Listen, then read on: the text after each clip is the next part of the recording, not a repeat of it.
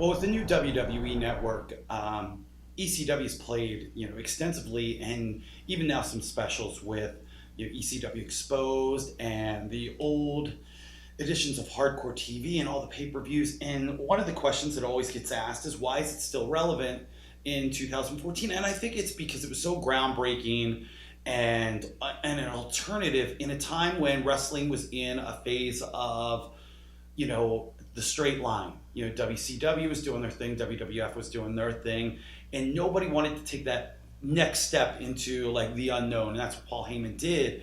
And I also think that it was the little company that wouldn't go away, and then one day it was gone. And everybody wanted it to succeed, and everybody wanted it to survive, and it just couldn't. It was the structure. If you listen to Paul Heyman on the WWE Network, he says, he wished he had a sales staff, and the world was changing in 2000, 2001. So I think it's just one of those things. It's like when a great rock band breaks up before, they get too old.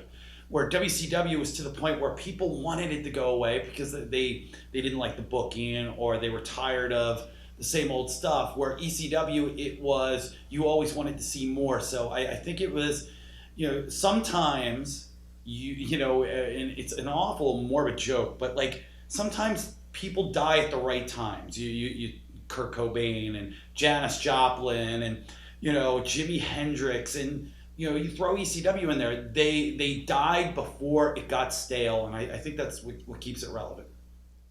After ECW, I had scored a great job in Japan for Pro Wrestling 01 at Shinya Hashimoto, where I not only wrestled there 2 weeks out of the month, I also worked in the office, and it was lucrative. It was something that I always dreamed about doing. I was an old tape trader as a kid.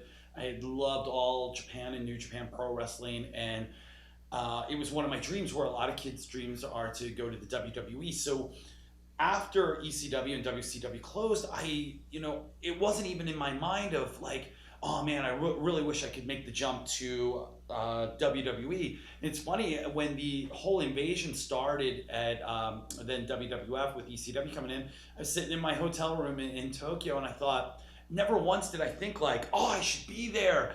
I was so excited that the guys got a job, but I was also thinking like how lucky I was that I got a job.